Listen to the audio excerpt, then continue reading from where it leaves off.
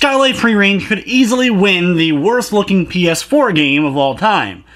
But does it play as bad as it looks?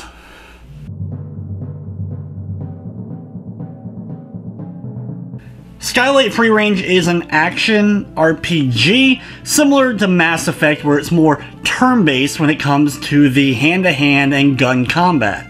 The game features a surprisingly complex class system and weapon system with plenty of stats to manage and upgrade amongst the playable characters.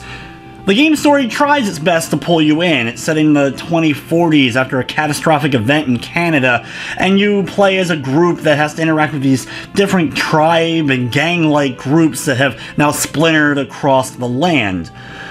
There's a decent amount of playable characters, including your own, that you actually get to customize and create with a handful of options. I'm surprised there was as much time put into the character customization, though I still wasn't able to create anything that didn't end up just looking a bit goofy.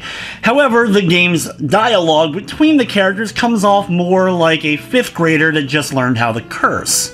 The core gameplay revolves around completing quests, visiting the different areas, talking to the citizens, and then going into small dungeons, usually with just a handful of rooms, clearing out each of them of enemies, in which case you'll complete it and get the next bit of story and move on to the next quest. You have a 4-person party, and with the variety of classes, there is a bit of strategy as far as figuring out which characters are going to work best in certain situations.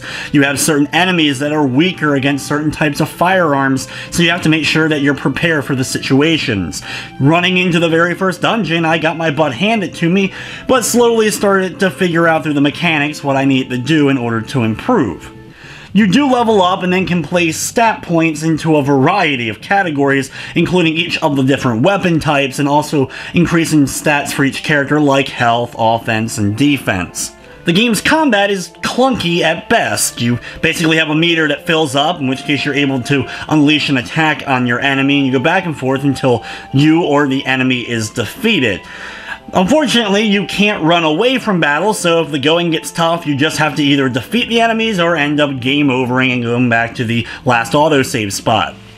It also doesn't help that even seeing your opponents can be difficult because of the terrible camera. It can easily get stuck behind enemies or your other characters, as well as every time you enter into a new room, you have to readjust it. And with the very loose control of the camera, where just a small tap will send it flying in whatever direction, it can be difficult to actually see where you're going and what you're trying to hit. There are some nice touches, like being able to adjust the AI and modify your weapons to give it some extra boost in stats, as well as there actually is a surprising number of weapon types and some other abilities certain characters have, such as healing, that you can manage in order to help you in certain situations. From the technical side of things, while the game didn't crash on me, it has some terrible collision detection and collision issues in general, as well as just the texture and graphic pop-in when walking on the world map. Factor in also you can only walk to areas, there's no run button, so because of this it makes the game extra long and painful to play through.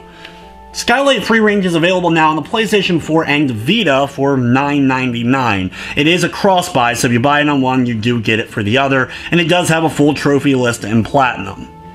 Overall, while there are a couple of bright spots, it doesn't do nearly enough to make this game worth checking out. It has a little bit of that so bad it's good kind of thing, but even that is questionable. With its poorly written story, clunky camera and gameplay, and some of the worst looking graphics and animations of all time, in the end, I'm going to be giving Skylight Freerange a 2 out of 10. But anyway guys, that's going to wrap up this review. I'd like to thank you for watching, and of course I hope you enjoyed.